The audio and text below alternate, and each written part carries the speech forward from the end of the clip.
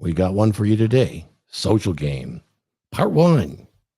And to get us kicked off just right, we got a special intro from PDP. Let's go.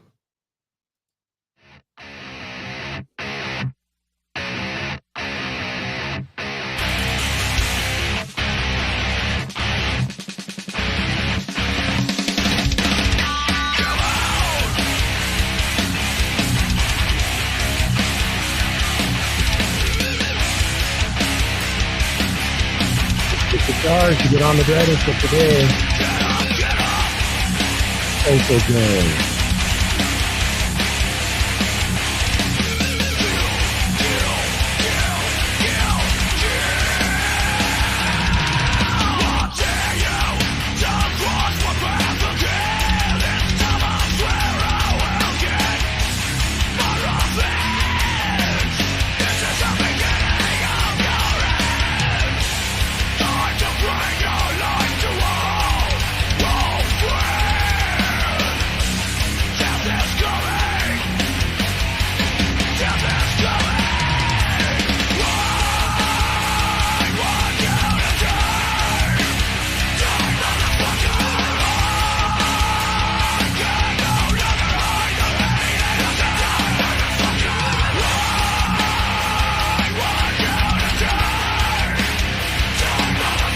What do you guys know about social games?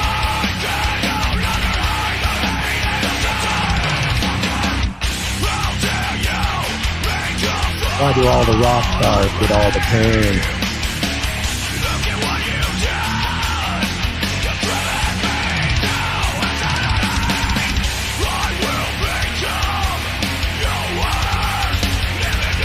Climb aboard the DragonShip and find out.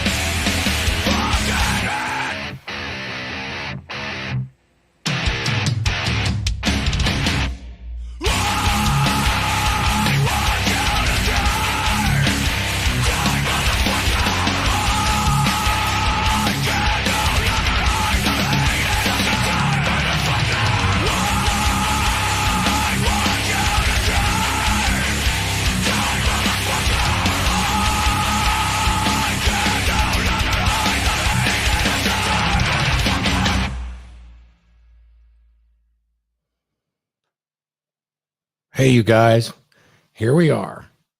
Ready for a DragonShip? Stand by. We got to have a word from our sponsors.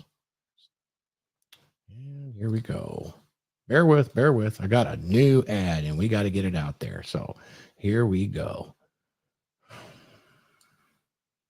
Life is a journey filled with twists and turns. Why is it that essential life lessons aren't taught in school? You probably know that the mitochondria is the powerhouse of the cell, but do you know how to invest in a Roth IRA?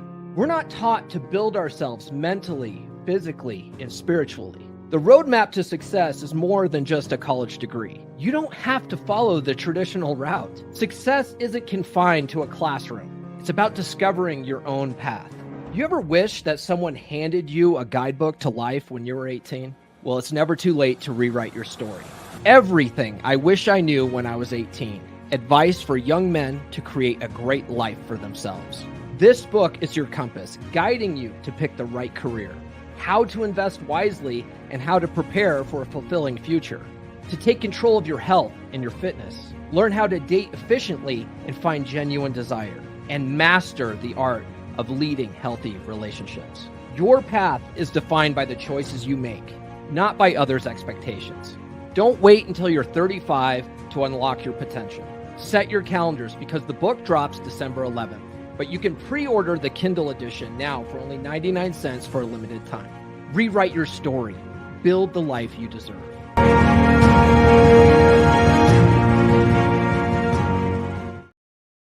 A book coming soon, and here we go.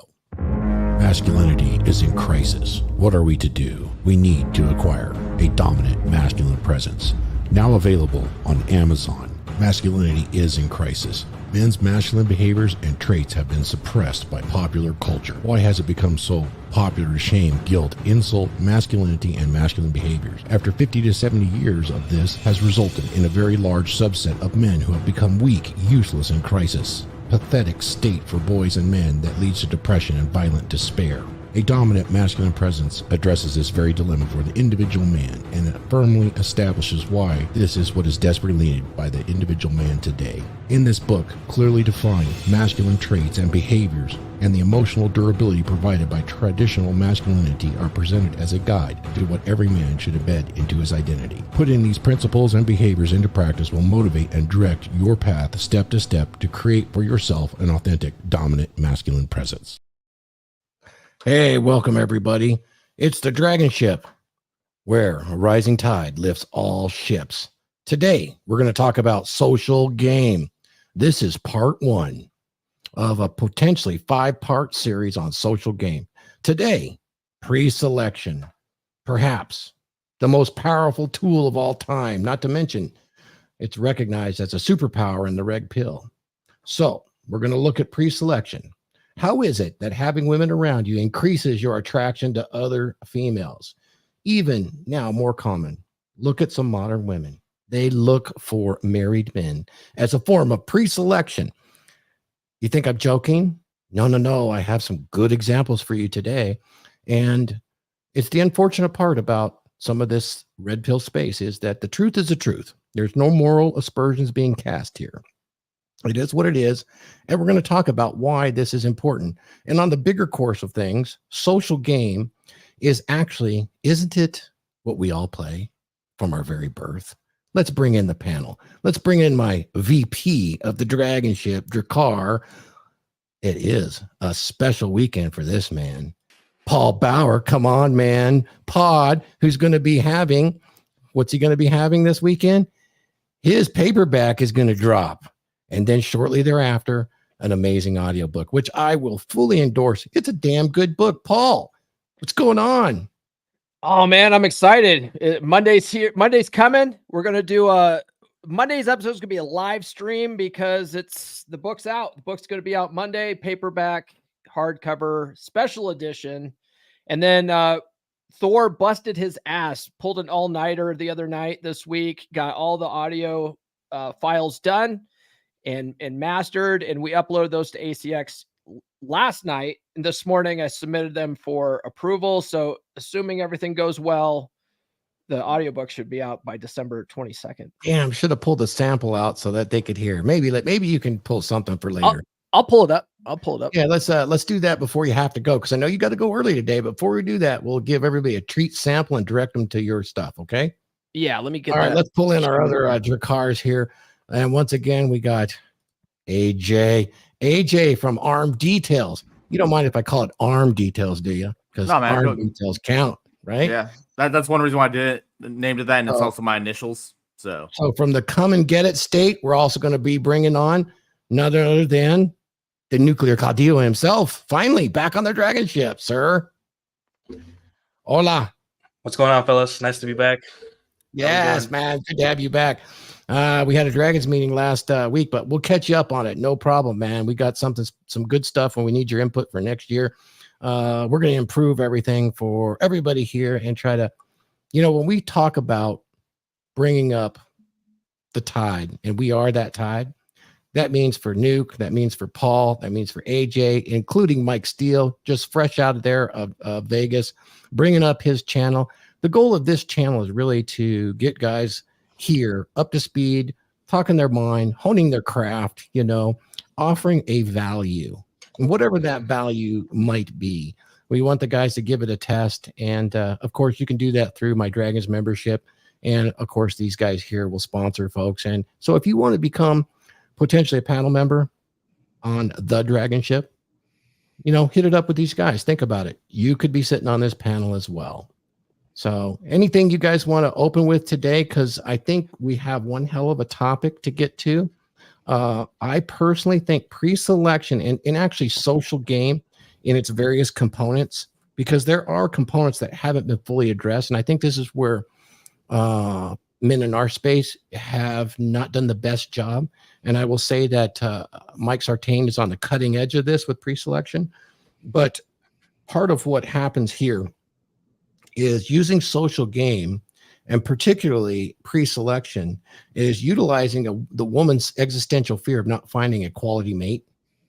Is so amazing. Oh, shoot. My camera is dying here. Stand by. Hey, while you're working on that, Thor, I got the audiobook queued up if you want me to share that real quick. Oh, you want to do that? You guys want a preview of the audiobook? Sure. You got control. All right. So I'll start while you're messing with the camera here. We'll play a little bit from the Dating and Spinning Plates, part 2, because it's a long ass chapter. Dating/spinning plates. Can you guys hear that okay? Part 2. High interest, little to no interest. One of the most important sections for men to understand when it comes to dating. Often, men project their attraction onto a woman who is not reciprocating that same attraction level. This leads men to over-pursue and even chase. This is needy behavior and is unattractive as hell. Sure, some guys say they like a challenge, but as you get older and wiser, you realize that it's a monumental waste of time. You really do want to choose a woman who chooses you.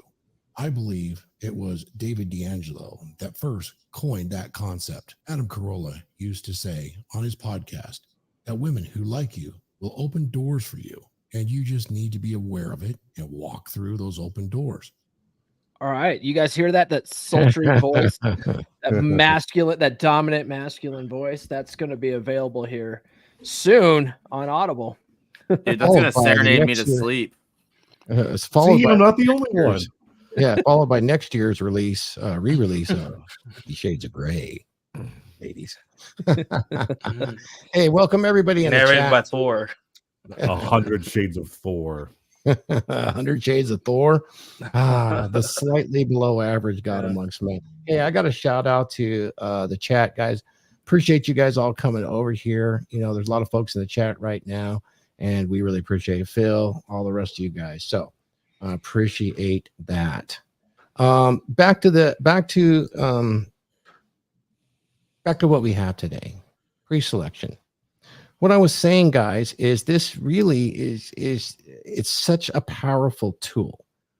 And I'll preface before I get into the share, because I got videos for us to watch. And I want you to bear with it because I think they're super important. I'll start with one from a female, and then I'll go with one in a personal experience based on my own life and things that I watched. I know that's anecdotal, and I understand that, but I want you to understand how powerful pre-selection is. It is one of those things that Alan Roger Curry, rest in peace, Paul, you'll know this. He used to have sayings, that women would get women for you. We're 14 minutes in, so I can directly quote him. Pussy begets pussy, essentially. And this was his quote of what Patrice O'Neill always said. Having women get you more pussy. You got to have women around you. I know Nuke knows this because I've seen the pictures. The more you have, and what am I talking about here? I'm talking about a woman's existential fear that she can't get the mate that she wants to get.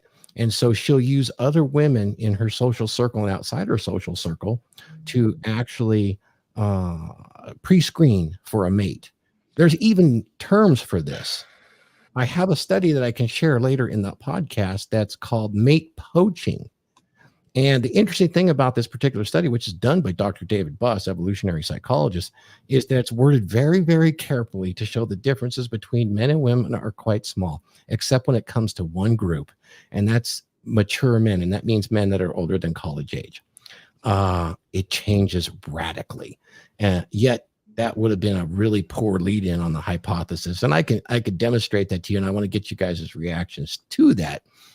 Let's see if my camera is operable. No, it's not. Okay, so I got these spare cameras going. You guys good with the spare cameras? Yeah, it looks good.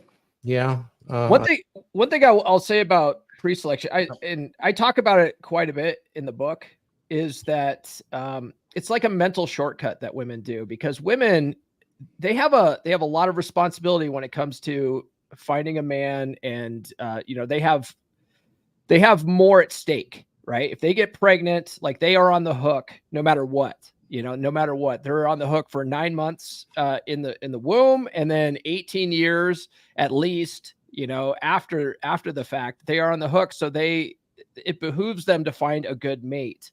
And so what they end up doing, they have to test a lot. That's why women, shit test you and stuff like that. But they have to test a lot. So the concept of pre-selection is a mental shortcut that women have evolved to use to say, hey, this guy is already liked by all these other chicks. He must be okay. And so that cuts out a lot of the testing that they think that they have to do. And they just automatically assume that you're going to be a good catch because other women like you. Yeah, and so guys knowing that can use that to their advantage. Mm-hmm. And you don't even have to have women around. Your very actions will make a woman's, hamster wheel turn to think that, oh, the way this guy acts, he must have a bunch of hoes on lock, So there's various ways to use it to your advantage. Now, Nuke, you're out in the field right now. And being in the field and a field operator, you've seen this in play, haven't you? Yes, it's very, I would say it's one of the most natural ways of attracting women. Because like back in the caveman days, you couldn't really run too much game, because if someone saw you talking to the wrong girl, you get killed. However, if they saw you talking to a girl, the other girls would be like, let me put myself in his vicinity. And it just makes sense biologically why women would be attracted to a man that's in. Oh, can you bring that up when I bring up Dr. David Buss's study on mate poaching? Because what you just said about the caveman possibly getting killed if he was doing that. It just makes so much logic. We always see having an arsenal. Oh, shoot. You guys getting that, or is that on my end? Yeah, it's one of the strongest things you have in your arsenal. So he's breaking up a little bit. Definitely use it to your advantage. And you guys hear me now? You're lagging a little bit there, Nuke. Yeah, it confuses us a little bit, but yeah, we can hear you. We can hear you. There's just a delay. Pretty big one, yeah. Okay. So basically what I'm saying is use pre-selection to your advantage. That doesn't mean every girl you come across, you have to recruit her to your scheme of getting girls, right? But just when you're in a social setting, just you being sociable with women and just talking to them and they look comfortable around you, doesn't have to be sexual. It could just be you being comfortable around women. Other women would be like, oh, that guy's not a creep. That guy's normal. That guy seems very approachable, and that'll help you. You don't have to like game every woman you see to recruit you. You just, as long as you have really good or normal social skills of a human being, and other girls see that you are comfortable around women that are attractive, even if it's just, you saying hello, how you doing, haven't seen you for a while. Other women will be like, okay, this guy's a normal guy.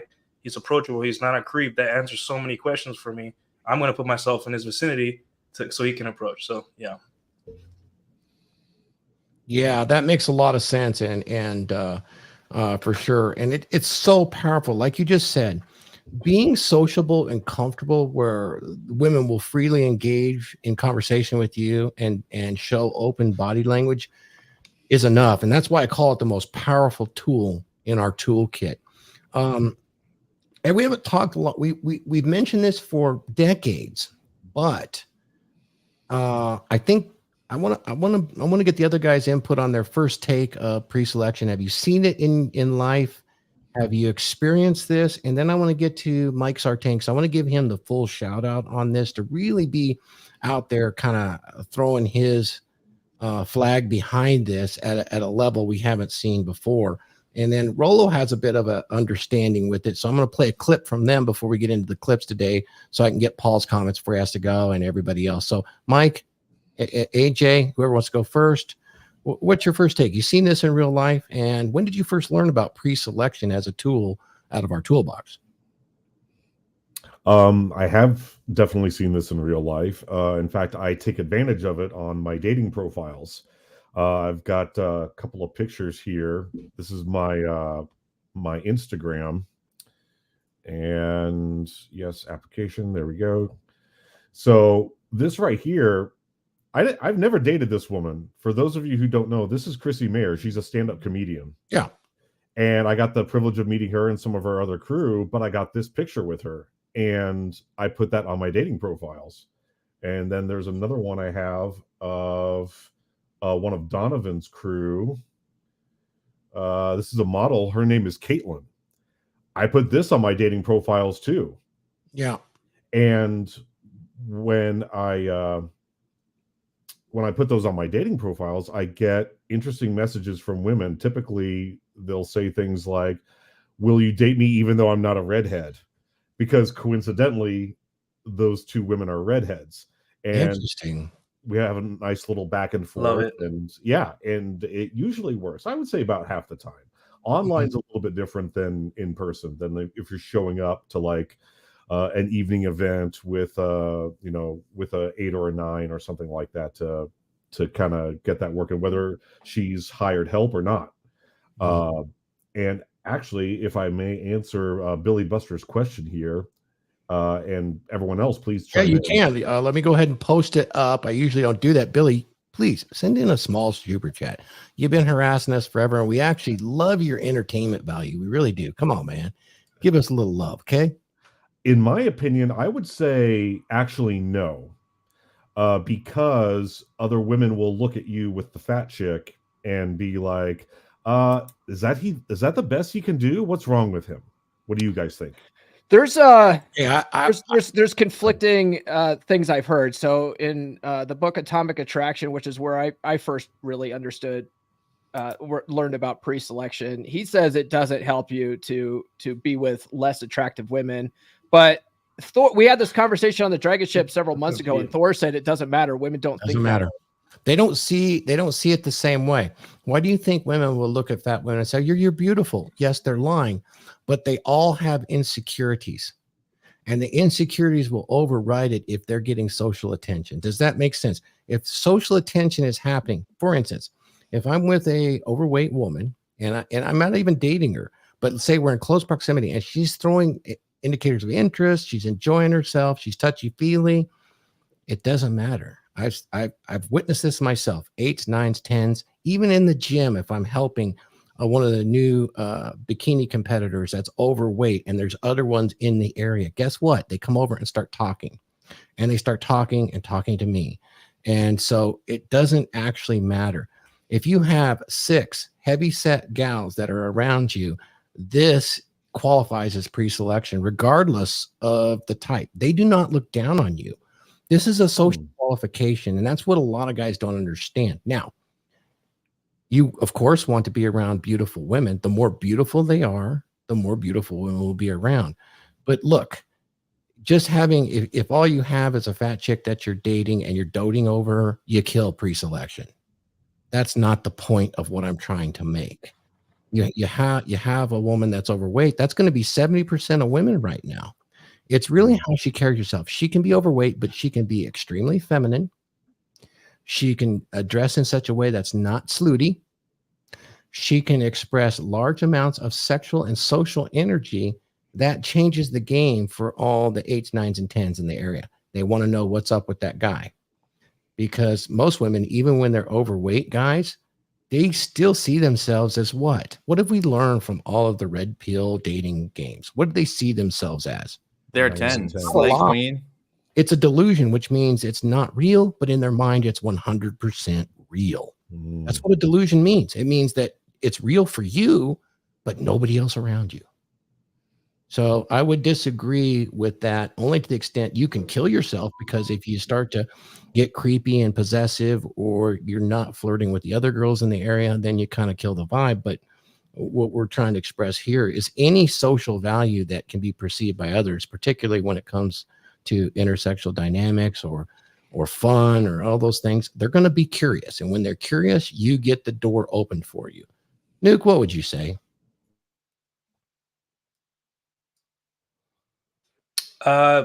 Yeah, if I mean, it depends on. Here's how I look at it. I say hi to everyone. I pull up to salsa night. I pull up to barbecue. I say hi to the fat girls, the thin girls, the older ladies. I even say hi to the young ladies, the ones that are like you know. I say hi to everyone, right? I don't look at a chubby girl, a fat girl, and be like, oh, let me use.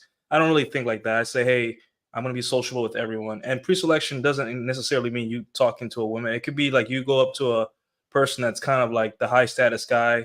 Like if you go to a club or a salsa night, you go up to the DJ and you dap up the DJ and say, "Oh, what's up, man?" Girls are gonna be like, "Oh, that guy's," If you go to you go to a bar, you see a bartender and you dap him up. He's like, "Hey, what's up, man? How you doing?" And then you skip the whole line of people ordering drinks to get your drink. That's gonna show people, hey, this guy's important, And that's like the contextual alpha. That's how you become the contextual alpha. Is basically everyone knows who you are, everyone's comfortable around you, and So don't look at it as like you have to do it with just everyone, fat, short, tall, everyone that's in your vicinity. Say hi, at least handshake. If you don't know a woman, handshake and be like, "Hey, nice to meet you," and then move on. Just be sociable. Learn how to be in a social environment, and it'll pay dividends. And at work, at your, whatever you want to do, really, this stuff really builds on itself, and it will project you into a better person, a better man. But don't like take this information and be like, "What about fat girls? What about this?" No, dude. Talk to everyone. Forget about nitpicking what works or what doesn't. Just talk to everyone. You'll be fine. One thing to Love that. piggyback off that is when you do that, when you talk to everyone you meet, you're building social momentum. A big problem that guys have is they're only nice to hot chicks, and then they treat ugly chicks like a different way. They end up putting these hot chicks on pedestals, and these fat chicks, they treat them like human beings.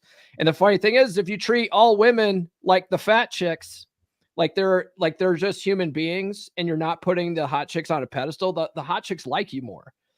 So it's just good practice all around, and it builds up that social momentum. If you're talking to everyone you meet, you're already going to it's going to be just natural that you go up and just talk to a hot chick. You're not going to be in your head about it. You're not going to have that approach anxiety. It's not even an approach at that point, because you're just being sociable. Yeah, I'm going to be controversial and maybe pick beef with guys in the sphere right now. Mike, thank you for bringing this up. I've been around long enough, and I believe this. This is really real, guys. You can tell how much experience a guy actually has with women when he will tell you, yeah, you should only work with girls that are a certain level of pretty.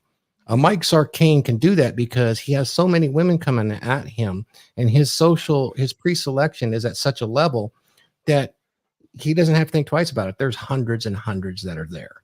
Now, when that happens, and guys, how often does that happen? But I'll tell you, the guys that have the most experience and the guys that always get the hottest girls all the time interested in them, listen to what Jay Waller says. When he's asked this question, I treat them all like they're 10s, 9s, and 10s. Everyone, grandma, little girl, fat girl, obese, chubby chick. It doesn't matter. When you start treating them all like 8s, 9s, and 10s with the same energy and the same sexual energy, what do you come away with in their mind? You come away with something that I like to call, and this is where alpha and beta and all that stuff disappear. You come into a dominant masculine presence. That's the vibe they're after. And even with the fat girls, you can do that even with the hoey ones. If you express that and you don't get rattled, and you're expressing all like they're all 10s, how do you think I would do with a lot of hot chicks when the conversation comes up at the table? What do you think you are? And they all say they're 10s. How do you think I would fare when I call them all out on what they actually are? Or when I say, man, they don't make a scale big enough for you girls. It's got to be at least a scale of 1 to 100. You guys are all way past 10. You come across like a piece of shit, if you do that. only the other guys. You know, I'm going to play the game to my advantage in a social environment. Now, you put me on a show, and my purpose is to call it like I see it, of course, you know, but you treat them all the same, and the social game changes, Paul and Mike. What happens is the hottest of the hot chicks start interested. Why is this guy getting this vibe with all the girls? The fat ones, the old ones, they're all interested in. Here's where the skill really comes into play. You guys ever hear from the PUA's mother hen? There's a group of girls. You know, there's always a mother hen, right? Oh, yeah. Yeah. If the mother hen likes you and has attraction to you, she's going to do one of two things. She's going to block you from everybody else, or she's going to herd the hottest chicks towards you. Oh, he's okay. Blessing. One of two ways. And guess what? If you're just playing and having fun, go ahead, play with the mother hen. You're there to have fun, right? You don't have to bang her. But if she has hot chicks and one of them's interested, you'll get the blessing, even if you don't do anything with them. And guess what? If you get numbers, somebody's going to get the blessing, which is social proof. It's pre-selection. And so I would say I lean towards absolutely, Billy, you asked a really good question, is that you treat them all like they're 10s in a social environment. Of course, unless they're being Paul, what did you call them? Insufferable bitches. And that's just a shutdown of attention, right? Mhm. But let's assume they're all being reasonable and you're elevating their arousal and their attraction level. You absolutely do that, you know, for sure. And that's not having a fetish for fatty girls or anything like that. Anyways, I went on too long, but I am passionate. And the reason why is I've been exposed in, well, I can't say everything here, but I'm exposed in social environments that would be very similar to Mike Sartain and in those areas. And I can see that pussy really does beget pussy, and it really doesn't matter as long as that energy's there. The hot ones start coming in, and guess what? Fat girls do like to be around hot girls because they see themselves as equal. You guys ever think of that?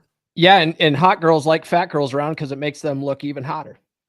They do, and they're very, very competitive in that fashion.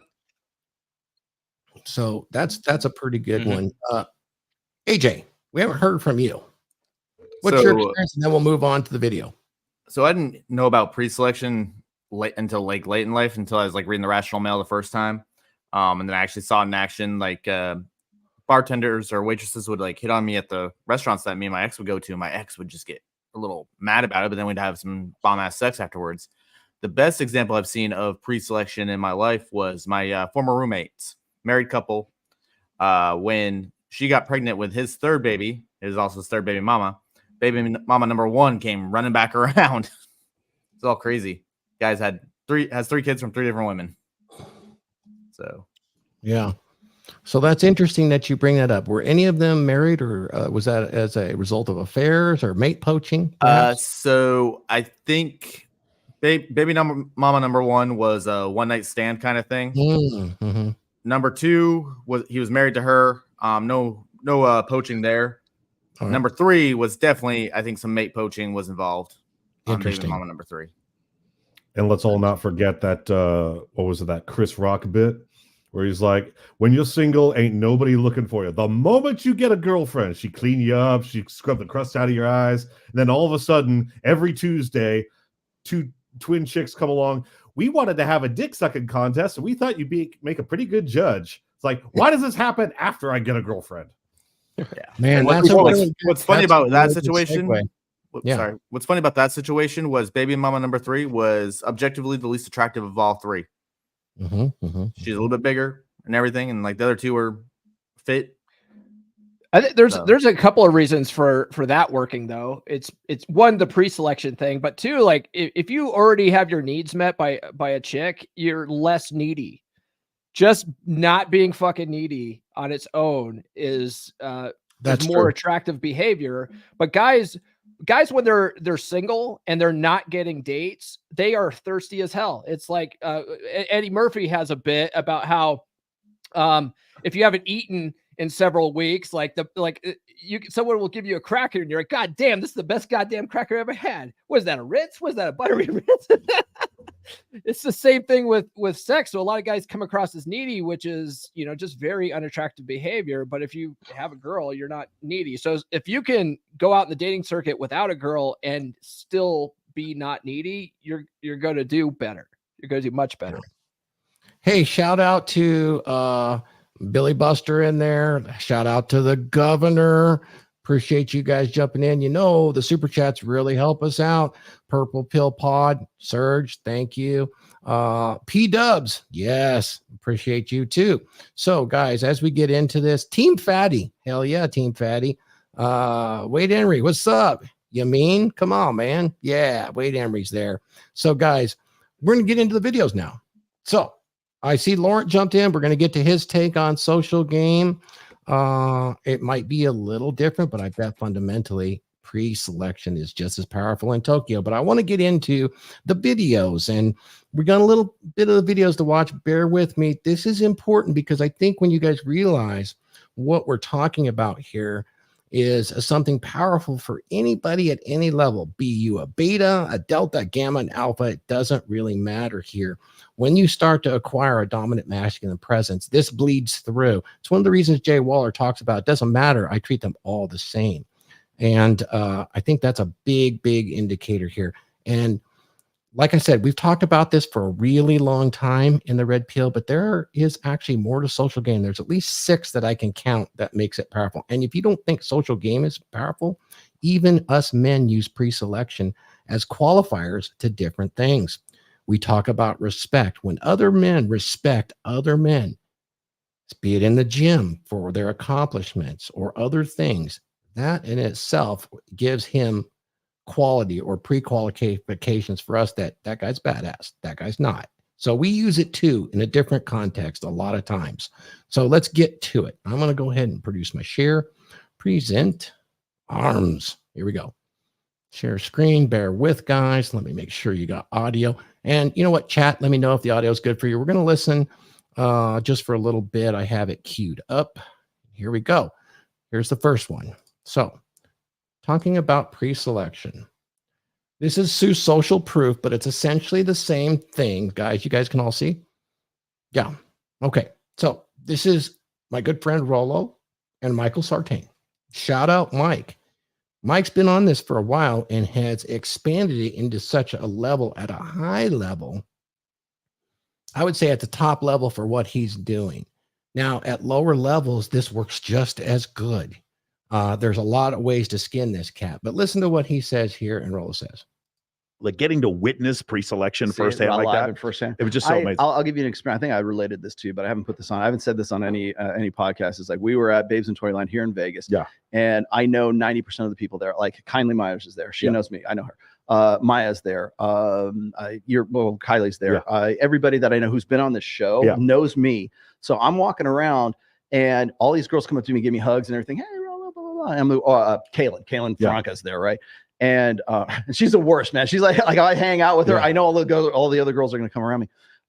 But so we're going around the club, and then it's not just the girls. It's not just having, being around hot women. It's also, I can't get from one end of the club to the other end and then back again to where you're doing the interviews without having to shake hands with like 10 or 12 different guys. Like, hey, Rollo, I love your stuff. Hey, can I ask you some questions? Like I'm trying to hear over this really loud music and everything. But the fact is that I've got not only women, but I also have guys that are coming up to want to shake my hand. And I'm a semi-celebrity out there as far as I can get, I guess. Yeah. And so you do that. And so I'm on the way back to the club and I'm like, and like every girl that's there is going like, who is this guy? You know, like that kind of stuff. They want to follow and introduce themselves to me. And I wasn't until that point that I really lived that out. And I go, you know what? This is some powerful shit. And that's when I came to the realization that even cold approach still depends on social proof and pre-selection. Yeah. Bingo. That's where I wanted to go, gentlemen. That is the most powerful tool I think that you will see. And realize that when you have a modicum of fame or respect that's inbuilt, it could be a modicum of fame that precedes you. Anybody ever heard the term, my reputation precedes me? That's an old term. That's about social proof. So, or they'll walk into somewhere and everybody should, I see my reputation has preceded me. I don't have the good British voice, but you understand. Maybe I should do it in a Texan voice. I don't know. But aside from that, it works. And when it comes to the male part of it, he's getting attention. You know what really gets respect? A guy that commands that kind of pre-selection with women he just meets, women he's around quickly. The guys, do they want to pick fights with him? No. They want to be his friend. Hell, I'll take the coals that fall off of his fire. And that's really interesting because pre-selection, when you really use this, you'll end up with respect. And if you don't get too brash and push back too hard, you'll find that even with guys you don't get along or may disagree with, you'll have that level of respect that goes a long way towards eliminating immediate beef and long-term beef. It'll only be the narcissist that really see you as a severe threat that will go further, and you can easily pick them out. Anyways, I'm kind of jumping ahead to part 2 and 3 when we start talking about respect and why that is a big part of social game, and it's different for man and woman. Let's do a quick reaction to what was just said. Let's don't take too long. Let's go around the horn because I got to get to the next one, which is a girl that's going to get us really into the meat of the topic that I wanted to get to today about pre-selection and marriage. Okay. So who's up? Let's go ahead and start with Laurent because he hasn't started yet. Give me a quick one on your take on this video. The quick one on the video, yeah, it makes a ton of sense. If I mean Rollo walking from one end to the other and then being and handshaken, women will naturally look at him and say, "Whoa, who is this guy? Who is this guy?" And they will be in his proximity everywhere. It's a chick magnet. And talking about talking about respect. I mean, for instance, these days, like I'm a little more active on Twitter, and there's one word that is guaranteed to elicit a response. Like even people who are celebrities and whatnot, you can post on the whatever, and you don't get a response. But there's one word that will always elicit a response. When I type respect, that's it, and I send it. Guaranteed, the guy on the other end, whoever he is, he likes or he replies or whatever. Respect is the sesame, like respect in between men. That's the number one thing. It is. And we're going to get to that into a separate episode because that is part of social game is male respect, how to earn it, how to use it. These are big deals that haven't been explored too deeply in our space. I'm going to rely heavily on this panel of Drakars to get into that. So thank you. Okay, let's go up next. Paul, your take on this video. Yeah, actually, I learned it from Rollo, and I think it was probably sometime after that interview that he put this out on his Sunday episodes. But he said that basically all aspects of game with women taps into social proof and pre-selection at some level, and a lot of it is the girl's hamster wheel. The way that you treat women will tell a woman if you've done this before. Like, are you good with her? She's going to be like, well, he must do this with other bitches, like, so that's how women's hamster wheel works. So it behooves you to be good with all women in general, because it helps. You notice that Paul, that this is when it really sank in with Rollo. He's been aware of this for a long time, but he met reality there. He met reality in a way he hadn't before, I think. That's my sense. I might be putting words out there, but having talked with him, I think he really realized the power of it. He even stated so in this. And Michael Sartain, thank you for doing that for Rollo. Appreciate that. And it really takes guys to be around for a while and witness it for themselves in some ways, or witness it with a close friend to realize the ultimate ability of this tool to be useful. Not only to you, but the people you meet. Do you realize that it's useful for them to meet him? It's not like he's taking anything away. He is giving in that scenario. And I think Blazarian helped Sartain get to that level too. Because and it really is. It does help men. Men have to help men get there. This is very rare to get there on your own. It really is. Nobody does this in a vacuum. They stand on the shoulders of giants. Now, let's go ahead and get to Mike. What's your immediate reaction on this? The thing that struck me was that it seems very apparent that the ROI from social proof with other men is higher than the social proof with women. It strikes me as your social proof with women begats more women, but your social proof with men begats you more resources and then the women follow. Oh yeah, I have a friend that teaches social circle game. Well, he used to anyway. He moved to Russia, and that's one of the things he talks about when it comes to social circles. Is he actually values the friendships he makes with other men in networking with them over the women that he gets out of it. The women are nice, but the guys, he's like, I can go to this one country and be able to hang out on a fucking yacht because I made friends with this guy. He's like, I can't get that with the chicks. I get pussy from the chicks, but the guys, you know, I can stay at a hotel on the cheap because I know a guy. You know, it's like that actually helps more. You know, it's so yeah. There's some benefits to social circle game in general, not just the pre-selection. Oh yeah, and you're going to see how deep this goes on the female side with pre-selection. It goes a little deeper than I think than with the men. AJ, got anything to add to that? Was that a revelation? No, man, because I saw that when I was up in Canada doing the Justin Mark boot camp. It's like just by being in Justin's presence alone, he's treating all the women nice, trying to get the after party going, and then just by you being there, you meet new people, whether it's men or women. They treat you with good respect because, like, how do you know Justin? All this stuff. Yep, very good. Nuke, you got some comments on this video in particular? Have you seen this before? Yeah, I think every guy who's like out there trying to, you know, in the social world, just trying to, they get to a point where they suddenly, maybe in a social setting, talk to two girls. Maybe it'd be like one's a colleague, one's a coworker, and then they just notice that, hey, girls are starting to be much more nice to me and much cooler with me and much more relaxed. And they're like, what the hell's going on? And then they realize, like, oh, it's just I'm showing to them that I'm socially calibrated, I'm wanted, you know, whatever.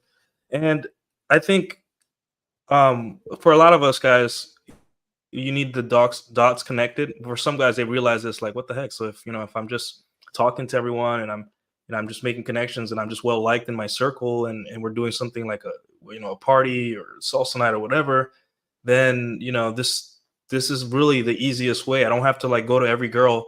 And it's cool too because you start looking at women also as nodes, which can connect you to other women instead of like every woman you meet you have to game her and take her home, right? And that's where a lot of the PUAs kind of fall short because they see every woman as an opportunity to get laid, whereas guys that also use PUA tactics but also use social circle game and whatever you got in your arsenal, they see this like, okay, that girl's cute, let me talk to her and let me get to know her and let me just friend zone her real quick because then she can bring me more girls and those girls are friends, and then eventually within all that you'll unlock a world of much more attractive women than you could probably get just with every girl. Just obviously if the girl's like really throwing IOIs at you and it's just really wants to get with you, then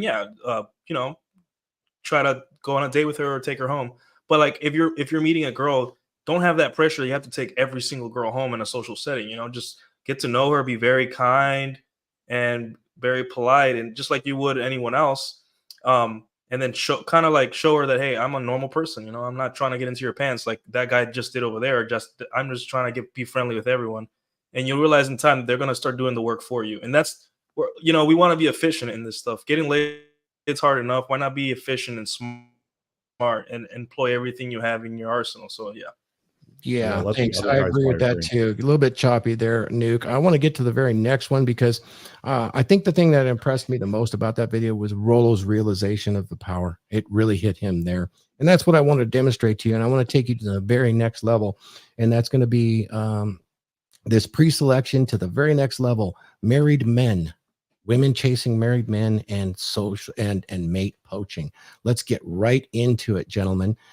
Here we go. Let's hit this. Where am I? I gotta hit it. And here we are. All right, guys, here we go.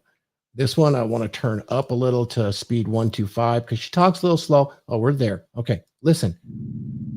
Are women more attracted to married men? Guys, if you're looking to get more attention from the ladies, forget about going to the gym and buying adorable puppies and what's nots. Instead, you might want to consider putting a ring on it. Since we've now gotten through the holiday season, which is also engagement season, I've been thinking about the wedding ring phenomenon. Let me refer to a letter I received from a Stuff Mom Never Told You podcast listener.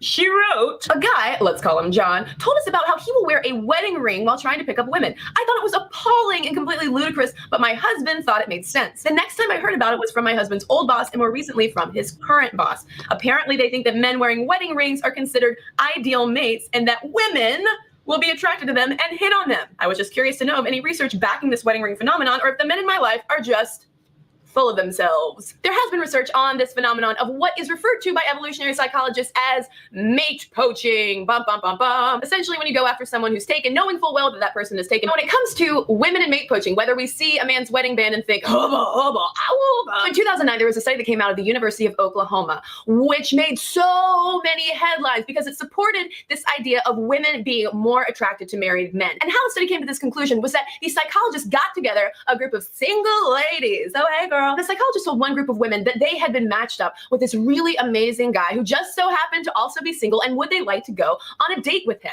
59% of those single ladies said, yes, please. When psychologists told another group of women, God damn, she's annoying. Yeah. but he Bear just with. so happened to be in a relationship at the time, but would they still want to meet up with him for a date? How many said, yes, please, to this guy? 90%. That's a lot. We can stop right there. And here's the thing. Yeah, I had her sped up just to get there. Before I get to the study, because this is important to understand. This is pre-selection to the next level. This is where women will take this. They absolutely will, because it is so beneficial to them. And you need to be aware of this power. Before we get there, guys, I got 29 of you watching. The likes are pathetic. Are you not liking this? This is the most powerful tool that I can express to you in such a way that I think hasn't been done fully before. That's why this is a multi-part series. Hit the likes button, and if you do find this useful, do send a super chat to any one of the guys that you're watching on the channels. Okay. So mate poaching. Before I get to the very next section, let's just see exactly. Oh, this is the study by Dr. David Buss. And you can even see that they realized in their conclusion that this would look not really good on women in whole. Their subject group was, obviously, it was subjects of convenience. They were graduates and undergraduates, and yet they also did non-college, and they called those mature. And just to let you know, I skipped to the parts and highlighted.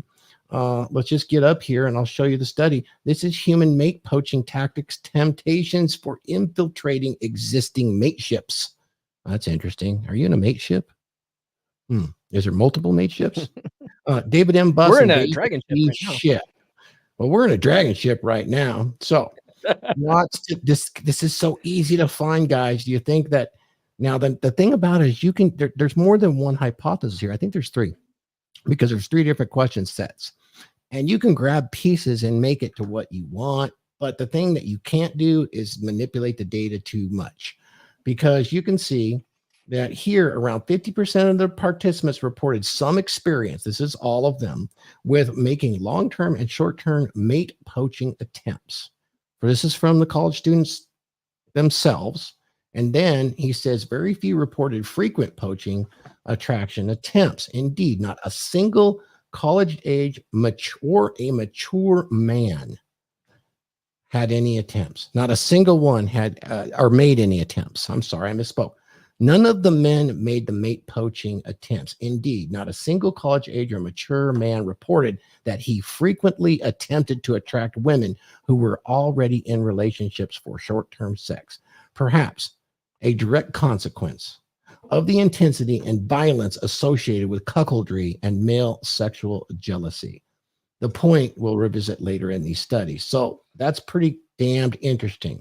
Yeah, there's actual real world consequences when Please guys tell us, because that just happened and this supports it. And this was written long ago. This is more of a woman thing than a man thing. Go ahead. Yeah, when a guy goes to poach another man's woman, guys are more likely to kill you. Didn't we just have a guy that Rollo had talked about? Yeah, the Hunter Avalon story. Yeah, and I just would watched that. suspect that his new girlfriend is a poached mate. It has to be based on the fame. I'm not. I mean, prove me wrong on that. He shows up with a shotgun. That's a poached mate right there. Yeah, there's no other reason to do it. There is no other reason to do it. If it was a normal breakup, that wouldn't happen. That's bullshit.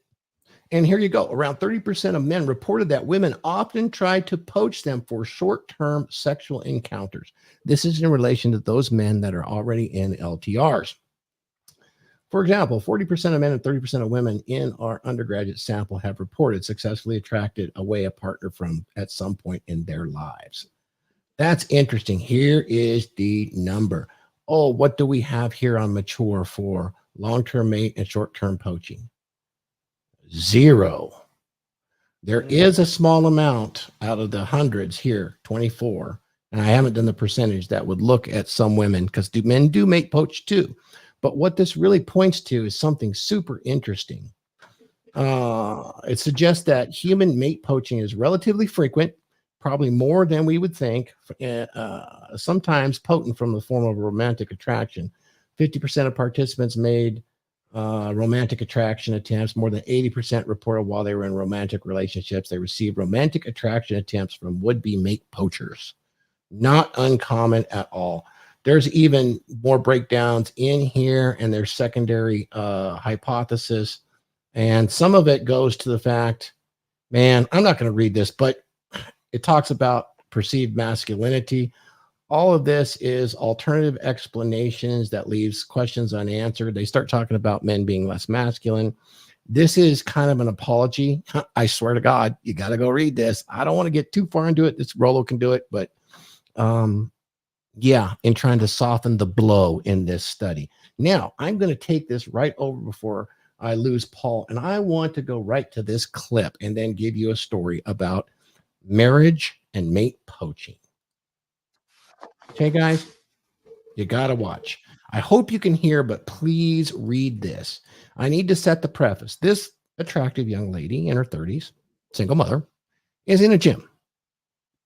This man comes up and he shoots his shot. And he's very honest. And I want you to understand that he tells her he's married. Please look at her body language, her details here. I find it rather fascinating. And I think you will too. Here we go. So, crazy, silly question, but I'm just curious. I know you don't like coffee, and I know you don't. And I know you eat cereal in the evening. Yeah. And I know you have a son, right? Yeah. And I know you're urban. So he already knows about her. Obviously, he's talked to her before, guys. It's really important. It's an important part of social game. Gym game is social game. Now, watch her body language. She is very happy that he's now talking to her. 30. That's what I've learned so far. Yeah. You know, I don't know. I think you're really cool. I know you have a son. I tell you, straight up, like, it's kind of sort of married, like I'm kind of sort of on my end. Yeah. Okay. So she kind of laughs, but she's not closed off body language at all. Not at all. And that's important later. That's great. Yeah. But I don't know. There's something about you that's really cool. Like just casual, but I don't know if you. Something really cool. Did you see her nod and smile? Have pizza with me sometime or something. I'm But pretty sure your wife is not approving. yeah. Yeah. So, not your front, but yeah. Yeah. No. That's cool. Yeah. But I'm glad you're being upfront. The guy's got brass balls. He's bold. And I'll tell you some personal stories too. Because remember, I used to train with NPC competitors. Right. No. That's what I said. Yeah. But I wanted to be. But I won't say unfortunately, because being married is good. But sometimes I don't know. Sometimes you meet somebody that just doesn't. Oh my God. That's smooth, man. That's smooth. Did you see her though? She is receptive now. Listen. Yeah, no, but yeah, like My connection wouldn't be your connection. I'm married. Hopefully does faith in men and Pushes back. Like, it makes us scared women to like never want to get married because we don't know Oh, what for they're sure. out of the gym doing that. You know what I Yeah, mean? for sure. I mean, I don't blame you. I'm mad at you. At least you're honest, but like. No, for sure. Oh no, I mean, I wouldn't. I don't blame you, and I'm not mad at you. Not told you. You know, up to this point, I just kind of said hi and let it off, and that's it. You know, and, yeah. And I was, you know, I was like thinking, I really wouldn't think about it. It's unfair even to like you also. So, what the hell? What's the point? You know. I mean, probably the best scenario is. And I'm not saying this will ever happen, but like seriously, if you knew my wife and you know what I mean, like we were all friends. Yeah, you could be a part of my harem. Yeah. Thor, is that you? Actually, I'm going to tell you guys. She hasn't been, but she does come sometimes. So when we're here and I see you all, Okay, so he's not afraid to put her right out there, the wife too, the whole situation. So I want to tell you something about her. She's still smiling at him. Let's talk about this just a little bit because I do have experience with bikini competitors. A lot of them are single mothers. Some of them are married. This guy right here with this approach, yeah, it shuts down right there. But I can tell you, for years, I've seen things like this occur. And I can neither confirm nor deny in my own life, but I could see it as a trainer that guys like this, if they had the respect and the social game with the other men, and he was to go over and help the really heavy set girl with her work if she needed it, or be just as social with her. What happens in this scenario, from my experience, I'm not saying here, but I would bet dollars to donuts that this guy just did a winner, milk, taco donut dinner because he planted a seed. This is a single mother. She knows he is a competent, capable married man at this point. He's bold as fuck. Not only is he bold as fuck, as soon as she sees the other men respecting him in the gym and other women interested, I know what's going to happen in about 4 to 6 weeks. Mm-hmm. Somebody's going to be having pizza together. I've seen this only not work maybe 1 in 7 times in my gym career. And I had memberships at multiple gyms because I was very much traveling for my job as a lineman. And I would do my workouts at lunch. And this even worked with married women, and particularly with the single women that are trying to get themselves in shape. Why is she there staying in shape? Women that are staying in shape for a man typically don't do it in the gym. They'll do it. Sometimes they will, but they'll do it with in a way that's not as exposed as she is right there. She's on that squat machine. I'm sure there's a mirror on their side where when she gets to the bottom of it, she is as spread as she can be in the perfect position for mating.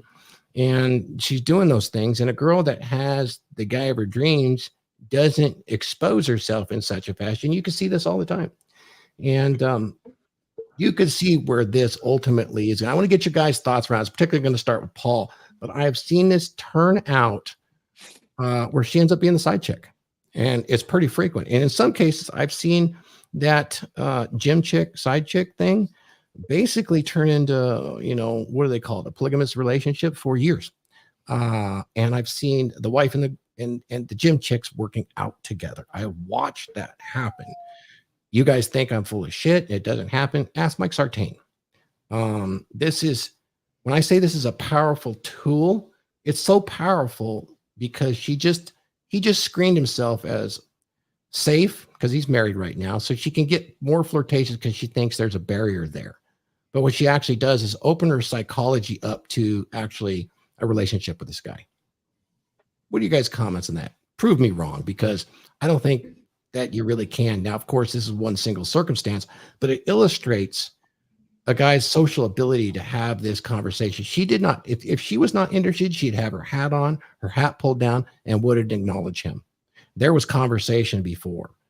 And like I said, depending on his status in that gym, if he shows up and everybody's like, hey, Thor, what's going on? Right on, man. I see you doing that. Looking good. Boom, boom, boom.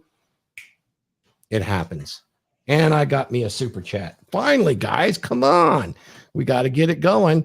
Social game turns you into easy mode. It can. Thank you for the Y200. I think it's Are you sneaking those RMBs in? That's me. I know. You don't have to. You're at your car. You're showing up's good enough.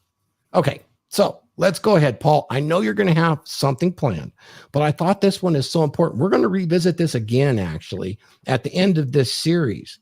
There should be 5, possibly 6 parts in this series, and I will get with the rest of the cars on this, but that's how important I think this actually is to open up conversations like this. Yeah. I got to get going. So I'll make this quick and then I'll bounce. Fair enough. Yeah. I mean, one thing that I learned from Alan Roger Curry is that, if she's still talking with you like that, she's still interested. If she wasn't interested, she would have shut it down. Like you said, Thor. So she's clearly interested. I've seen it. Once you see this kind of stuff, you can't unsee it. And a lot of guys, I think the reason why like the David Buss study shows that men typically don't do that, because a lot of guys are looking to avoid rejection, so they'll see a ring on a girl's finger and be like, I'm not messing with that. They also, have they don't want to end up at the other end on the business end of a shotgun. So they don't do that. But, sorry, I just wanted to get it out there for you. Yeah. But women don't have those kinds of consequences, and women tend to look at a guy who's already been locked down because a lot of women are looking for that long-term commitment. They like the excitement of the bad boy too, but they do want that long-term commitment as well. And this guy, hey, another woman already chose him for that long-term commitment. He could probably do that for me too. It's like women don't think logically; they're thinking emotionally with this kind of stuff. So. Yeah. I mean, they don't think that, hey, this guy's cheating on his wife. Why wouldn't he do the same thing to you too? They don't think about that, That does not come up. Yeah. It doesn't even register with them. So can't dispute that. You guys have a good weekend. Be sure to tune to the podcast Monday. I'm going to be live to promote the book. So we'll see you guys later. See you, Paul. Skull. Later, Paul. So, guys, this is an interesting take. I don't know what your takes are on this. I had to rush through it a little bit, but this is the next level of pre-selection. Married men, as you saw, generally on the long-term relationship side, would not mate poach. They would not do it. That's a place not to cross. Less than a third, like 25%, might do it for short-term because the short-term gain is there, but it was never for long term. Interesting. Hey, Thor, in that video, there's some good nuggets. Our friend John MLD, he has his body language mastery course, and literally that whole entire video, if you watch it, you see the way that she's smiling, moves her hair, exposed to the neck and everything. I'm like, holy shit. Well, tell us what you saw. Like I said, the smiling, the very like opening up her body, putting the hair behind her neck. It's all body language saying that, hey, I want this dude. Subconsciously, she's doing that. Yeah, and then in her foremind, it's like, well, you're married, your wife wouldn't like that much. His response was, you guys should meet. I think you'd let along great. Oh, is she like that? Well, yeah, but she hasn't been here yet. I mean, he smoothed that one right there. And I know I'm not casting anything moral out there. Remember, the red pill's a set of tools. If they have an affair and she ends up becoming a part of a polygamous relationship or even stealing this guy from the other woman, which we can see by the study is actually 50%. I would say that potentially in today's day and age with modern women, it's probably more than that because of social media and the thought that, all of them are 10s and they want that top guy. The competition's too hard. And if you can screen, well, I'll put it this way. I don't really have lifestyle pictures so much on my Instagram. I get DMs. Obviously, some are scammers, but from actual women. And whether they're trolling or not, I've had enough of them. That's no. But they're definitely approaches. And it's rare to have a woman approach you like that, but it does happen. And I think that They definitely like the fact that a married man or a man that has women with them does kind of short circuit that part of her existential fear. Like, this guy has a value that I could use. He's already proven in one way this, he's proven his worth here, and therefore I can take those women's word for it, because at their base core, they're a woman like me, and they've obviously done the work. I can shortcut that. And guess what? I can offer more. I mean, I've had women tell me, man, I don't know if I should say this. I give, how's her blowjobs? Because I bet I could do better. I've heard that in the gym. Where does that come from? That's some hardcore competition right there. Lauren, you had something to add.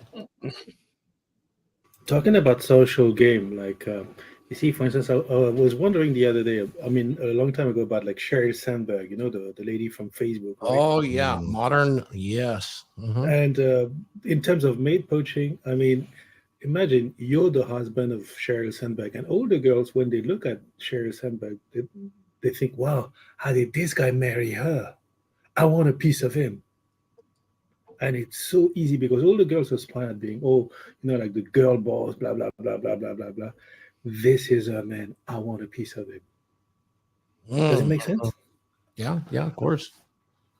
Of course it does. Hey, I got some supers, guys. We're going to go ahead and get to some of those. Let's go ahead and get that set up right now. Let's see. P-Dub's one of our good friends. Guys, please hit the like button. I appreciate everybody in there. And Lawrence, you don't have to throw any more damn super chats in there, but thank you, sir, so much. P-Dubs, $4.99. Great work. Keep it going. Thank you, sir. Appreciate that. I think this series ultimately, when it's chopped up, will offer a lot of value in the future. This has been known for a long time, but to get some in-depth conversations and possibly expand outward, I think this is just the beginning that would really help guys that are serious about building something in their lives that lasts, because social game can last. These networks can last a very long time. I will tell you this. I've had texts from people I haven't seen in years. When I say people, I'm not saying men or women, but even when it comes to women, it's how are you doing? Why do women reach out? Why do they reach out after years and mention something good about you? Is it just to say hi? Sometimes, but more than likely or not, they want to engage in you in some attention. And this can be useful for you. And it can be innocent, but most likely, there's value to be gained. Otherwise, she wouldn't be texting you. And if there's value to be gained on one side, there's always value to be gained on the other side. Costa Rica. Man. Well, oh no, it says Costa Rica. $5. It's not much different from the idea of social proof in marketing. If others are buying this at this price, then maybe I should too. It is no different. It is 100% identical. Social proof in pre-selection. Why do you think all the kids want the same G.I. Joe or they want the same Barbie? These are insights into how to program our emotions, our personalities, our thoughts, and motivate our actions and behaviors. These are really powerful. How do I motivate a young man who is sex starved, who wants to be accepted by the group, who desires more than anything to earn respect from his peer group, and yet acquire some of that sweet, beautiful nubile poon? Strap this vest on, son, walk into that crowd and pull the pin, and you will get everything. Everybody's doing it. That's how powerful it is. Now, on the woman's side, they want the result immediately. Like Elena says, they want the result. And here's the thing. Every single woman has that existential fear, especially when it comes to mating and family rearing, all of that. It doesn't matter whether it's hetero or not.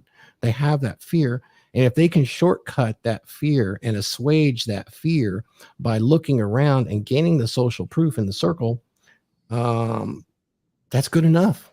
Every one of them will go for it at some level. And guess what? We're not immune either, gentlemen. Because what's that one expression that we've all heard throughout our careers? It's easier to get a job when you have a job. Absolutely. Well, then Abundance mindset. same goes How about for this, women, Mike? right? Have you guys ever had friends that you got hot chicks around you, and say one of them is your steady? And when he gets around you, he's a great friend. But when he gets around you, he starts making really ridiculous homo jokes about you and how, yeah, at work, everybody calls him the homo, or everybody does this. And then they're actually kind of dissuasive disqualifiers. I hope you guys understand what that is. That's not really a good friend. That's a guy that's hedging a bet against a known quantity. Well, if she'll like you, she'll like me if I disqualify you, and there's potential there. Let's throw the seed out, at least for short term. There are guys that do that. And if you're around enough guys in a group, you know, it's when actually the opposite works better. Yeah. Example.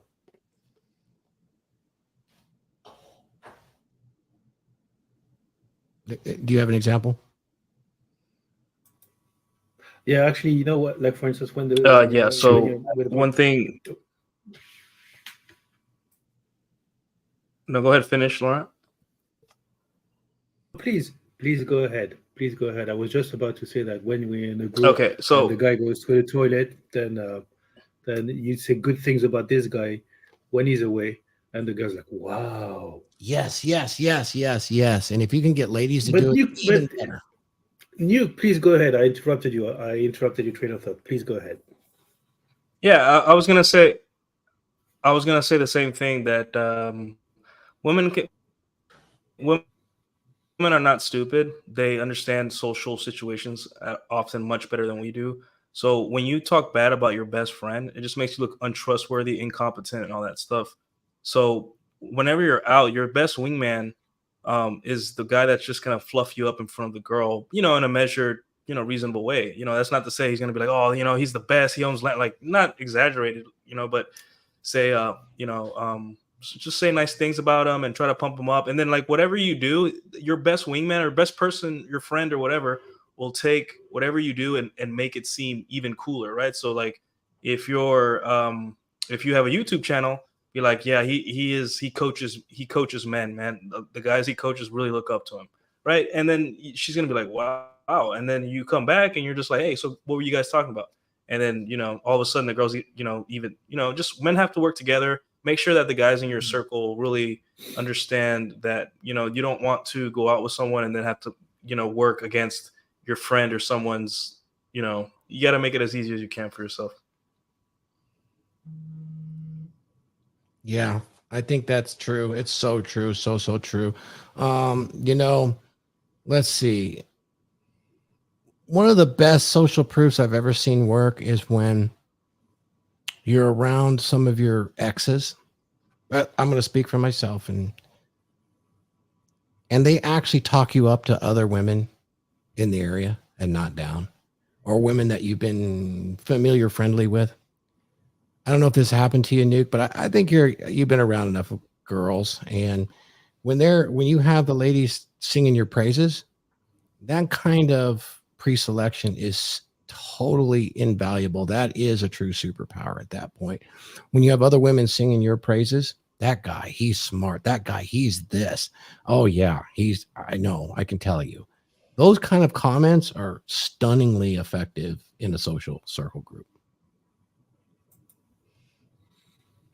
And that's another reason why, kind of like what MLD I think says, female compliments are powerful. Go ahead.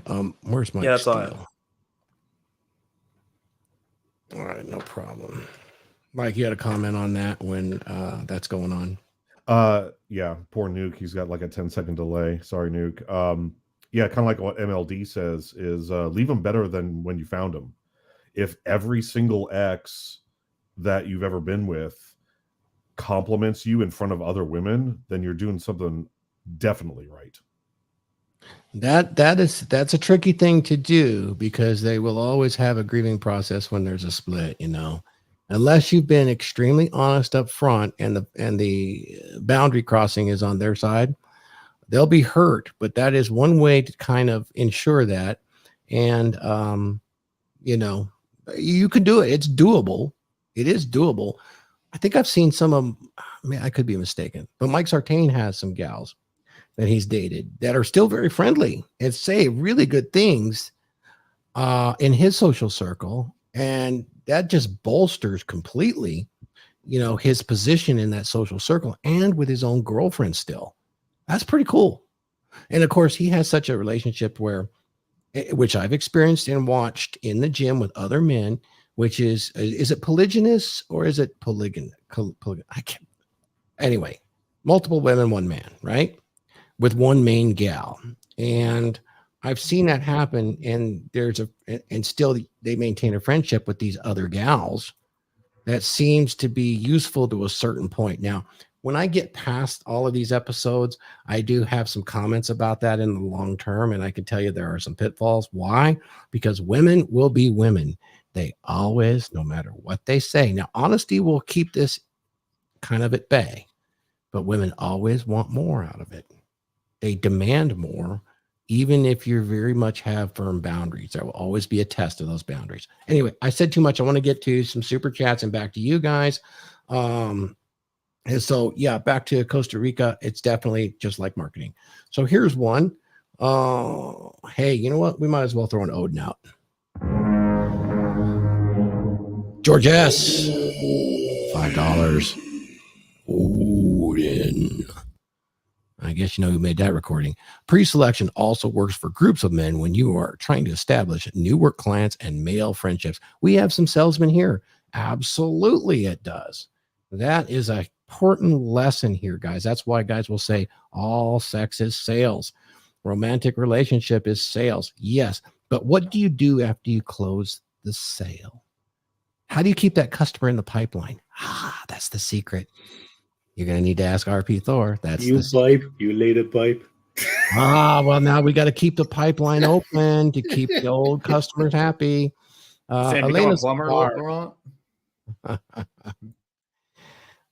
Oh, let's see. It works, Elena. It works better with dating than with marriage. When a man dumps a girl, when she leaves a man.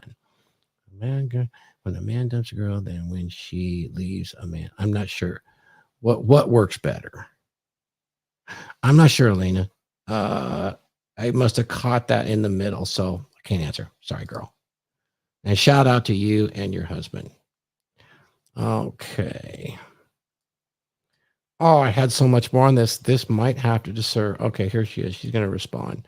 Not when she leaves a man. Not when she leaves a man. It works better when dating rather than marriage. When a man dumps a girl than when she leaves a man. I still don't get it. You mean for them to remain cordial? I don't know. I don't know what that means. I've seen it happen every single way to Sunday with, as long as there's not some kind of massive betrayal. Yeah. There's always a time of grieving where that doesn't work. But yeah. Okay, guys, I had so much more. What I can do here for the next few minutes is I'm going to go ahead and bring up a few of the other guys. For those of you that are single, how about if we take a look at Coach EO? He has some advice for those guys. And I want you to tell me what you think if any of you have tested it. Nuke. Here we go. Coach EO, have you ever done this? So let's do it this way. Shout out to Coach EO, by the way. Throw on that ring, man. Go out sometimes. I'd say go to some more sophisticated environments. Maybe, like I said, a happy hour where business professionals show up, suits and suit and tie wearing type of people. You should get into some of those environments occasionally too. You meet a different level of person there. And then also, your hotel bars, your restaurant bars, that sort of thing, even regular bars. So if you don't know, Coach EO is a player, man. And he's one of the better ones out there.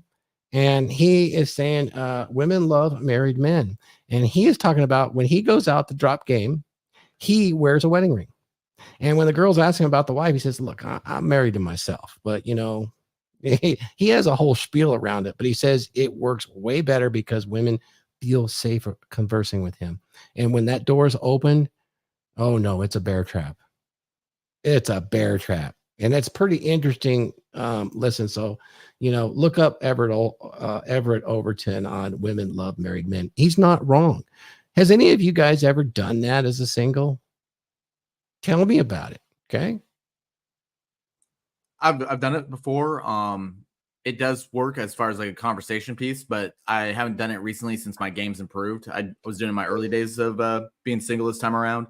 So I'm like, I heard about it, put on the ring. I have a couple rings. And sometimes I'll get asked on some of my photos, some of my older photos on my dating apps, are you married? Like, oh, no, I just wear some men's jewelry from time to time. I'm like, oh, okay. And then they start conversing more. So it does work as long as you have some decent game to back it up.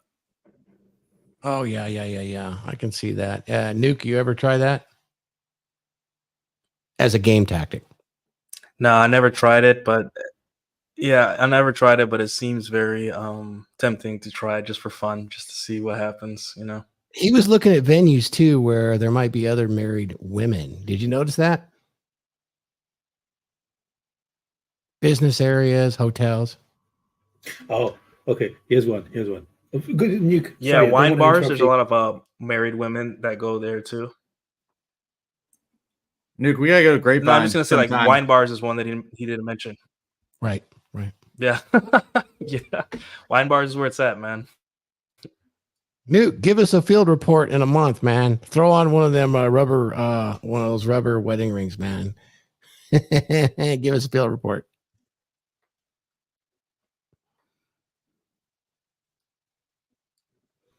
The easiest one is business hotels with. Yeah, that delay is bad. Okay, Laurent, the delay is so bad. Yeah.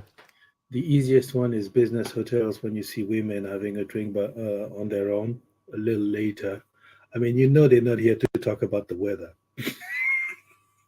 Well, you have to have plausible deniability. We're going to talk about that. That's going to be a whole separate part of social game is plausible deniability, why that's important to offer that in every circumstance. I'm going to get back to Elaine a little bit here because now she's explained herself. It works better when a man dumps a girl when a girl dumps a guy. It works better in dating than in marriage. Sorry, confused you, Thor. I'll partially agree with that in the fact that if it's a boundary cross and it's a plate, it doesn't really matter if the girl goes because the abundance is going to keep the man open. Hey, you're not ready for this. I get it. The boundaries crossed, the expectation's different. Enjoy your life. I've seen that work really well and still remain friends. When there's a marriage, it takes a year or two, especially if there is animosity, even if the man leaves. There's financial commitments and there is commitments there that are different. Now I've seen it with married couples that have children and there is contention. So I will agree with you on that. Yeah. But then again, I've seen it turn around after a couple of years and go from he's a dirty, rotten scoundrel and she's a no good whore to, he would run around and say things bad about her and she would say things bad about him. And it turned around to where, no, everything was great. We just got to part and somebody didn't work out. And I've seen it turn all the way around over time. So what do you say about things like that? I don't know. Maybe regret set in. Who the hell knows? Just having fun with it. Yeah, so that was Coach Everett. And then the next one I had, you guys heard, you've talked to Darius, you've seen Darius out there, right? Shout out to Darius and EO, but let's go back to this one and get a couple comments. Okay. Here we go. You guys remember Darius? You shot your shot at a woman. You let her know that, hey, I'm single, I'm available, I'm attracted to you. You slid in her DMs. You just let her know that I find you attractive.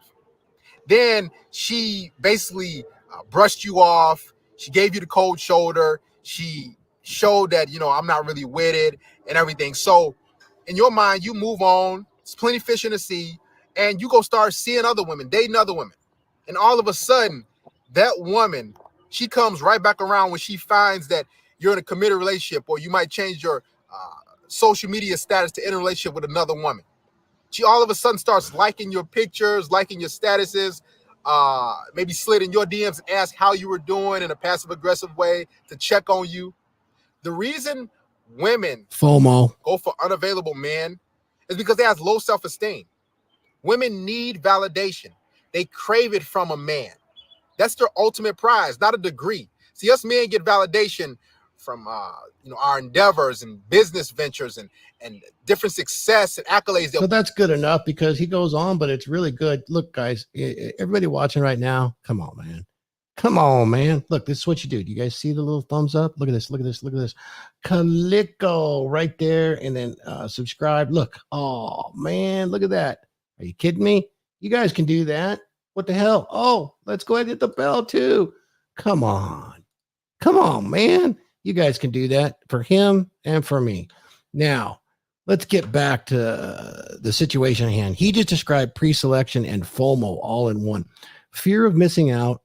You know that most fear of missing out, although it can be individual, some of it is social. In this case, it's going to be social because she sees him with another woman. Oh, what does that woman know that I don't know? You know, what's up with that? You know, anybody ever experienced that? Yeah, I did. I talked about it. I don't know if I talked about it on this show, but it's probably back in, I'll say, between January and March this year. I went out to Stockyards in Fort Worth and was having some fun time. Ended up running into a couple chicks. One was they're celebrating one of them's divorce, and the one that was still married was totally hitting on me. I ended up doing some acts in the back alleyway and in the club with her. So it does happen. Say it's not so. Oh, it is so. We kind of turned that me and the guys down here that I hang out with from time to time. We now call that little alleyway hand job alley. Oh my goodness. You know, you're gonna have to christen it with something else now. Nuke, I see you grinning out there. You got a story for us? We got to fix that delay, man. All right. What else do I got for you guys? Yeah, I think the delay is that my computer is full of stuff and I got to clean it out. Yeah. Stop arguing on Twitter, man. Superficial pre-selection and being in the game. Well, yeah, that's true. I should probably stop arguing. Yeah, superficial pre-selection game. But yeah, it just seems like that story that AJ just told us. Like, women are always comparing their man against other men. It never will stop. Even if she's in love with you, she's always going to be comparing you against other men. So the best thing you got is to constantly be the best you can be as a man, right? Obviously, women do fall in love, they do get attached, but there are times when women start comparing you against other men. So you always want to be the best, and also you want to let her know too that, hey, you can just put on a picture of your face and a little bit of cleavage, and you'll have 1,000 men in your DMs. But realize, like, when I go to the gym and there's 3 women, and those women are in real life, and those women are not afraid to look at me. And if I even if I said hi to them, they would, even if I were married and I said hi to them, they would be totally comfortable with me talking to them, because you know your own gender. And that's why women are very jealous, because they know their own gender. So, apply dread and superficial pre-selection, and you'll be fine, And then on the flip side of that, girls are always going to be looking for the better deal. So just the way it is. Right on.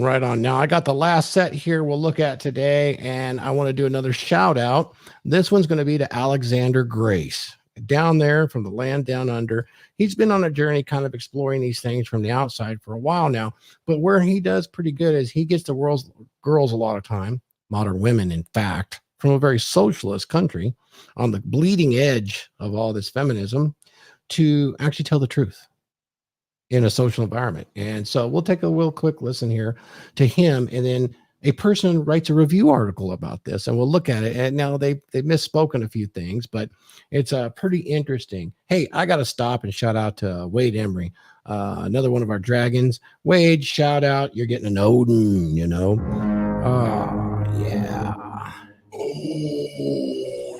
Odin. Thor, women will also hit on you if you're in a relationship to see if you're weak and she can steal you from your girl. Agree or disagree? I would say it's not weak. After reading the David Buss report, I would say it's actually a legitimate tactic called mate poaching. It's not a matter of weak. It's a matter of literally scoping you out and seeing if she can bypass her existential fear by the proof, the social proof that you have a girl and that you're capable enough to keep one. That's what I'd say about that. So here we go. Let's get back to Alexander Grace. Listen up, gentlemen. Are already taken. If a man is taken and a woman sees that, he is. We're going to listen to that again. It goes by quick. Listen. Women go after guys that are already taken. Women go after guys that are already taken. Let's do it again. Women go after guys that are already taken. If a man is taken and a woman sees that, he is 10 times more attractive than he already was, which is so sad. It really is. Sad? It's nature. We're not casting a moral aspersion here. We're not saying it's right. We're not saying it's wrong. Now, those, in the Christosphere can say that. Those that want to say right or wrong, because oftentimes guys will look at this, guys and women will look at these truths of our existence and try to pound it into a moral framework that makes sense to them. This is some of the reason we're having so much trouble on the neocon Christian side that really hates the red pill, because we don't really fit into that hole, but they want it to, so that it appears as though the power of these things resides within their worldview. And that's really not what it does. So somebody wrote an article about this, and I could talk about it a little bit. Here it is. And I'll put these all in the notes too. So 85 wrote The Truth About Pre-Selection Dating. And this is actually a review of Alexander's video. And they talk about men and women being hardwired differently. Really interesting, really interesting. And it talks about men and women being differently hardwired. So I will agree with, everybody here usually does, is that men being pushed to take risks and be independent, while women feel the pressure to remain cognizant of the opinions of the group. That is the social game. And that's super important to their survival. Women are influenced by the ratings of other women when it comes to ratings of attractiveness. You can use this against them if you would so choose. We're not casting any aspersions here, but we're definitely looking at that. There's some Q&A here about pre-selection being the principle that women are more attracted to men who are already in relationships, as shown by the study at Oklahoma University by Dr. David Buss, which I showed you guys. Hands down, that's what it shows. And it shows really interesting. This is actually misworded, though, because it says men show significantly more interest in pursuing women who are already in relationships. It's actually women. I don't know why that would be misspelt like that, because in the next sentence, it's why did the speaker realize she was making poor choices in men? It doesn't make sense. But when you look at it in context, somehow that got changed to men, and that's not what the study shows at all. Interesting that would happen. I don't know who this publisher is, 85, but when you see these things, it's hard to unsee them. They talk about why do women rely on the opinions of other women in dating. That's a great video to watch, and this is a great article in many ways to look at. It talks about dating is dangerous for women, and in their opinion, it actually is in a lot of ways. And that's why pre-selection works so good to screen out low quality men, because low quality men, think of it this way, that 80% that's unattractive according to the Tinder studies, look, those guys don't have women. But if you have a woman, you're automatically in the top percent, and that's an easy screen. So that's pretty interesting. He talks about the different, I'm not going to go through this whole thing, but is there anything different that you guys saw in there about this? That, of course, shout out to Rollo. Obviously, he has a blog on this from many years ago. I know I'm kind of rushing through it, but take a look. There's so much here, guys, that can be gone over time and time again. Well, what do you guys think about that particular video? Anything you guys want to add to it? She basically told the truth right there. Alexander's commentary is basically, this is how women are. And if you look at the comments in the video, women lie and say that's not how we are. We're never like that. But that's not really true. They don't want to be like that, but they are like that. Agree or disagree? Shout out to Moa Saleh with the $2 euros. Hello, everyone. My salutations. Skull, Moa. Thank you for the super chat. Agree or disagree? Anybody? I mean, Steele. Girls are the ones that are screaming this at us. Right. Oh, sorry.